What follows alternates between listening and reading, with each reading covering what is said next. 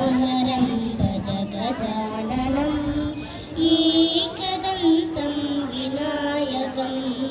विघ्नहरं भज गजाननं एकदन्तं उमासुतं विघ्नहरं भज गजाननं एकदन्तं उमासुतं विघ्नहरं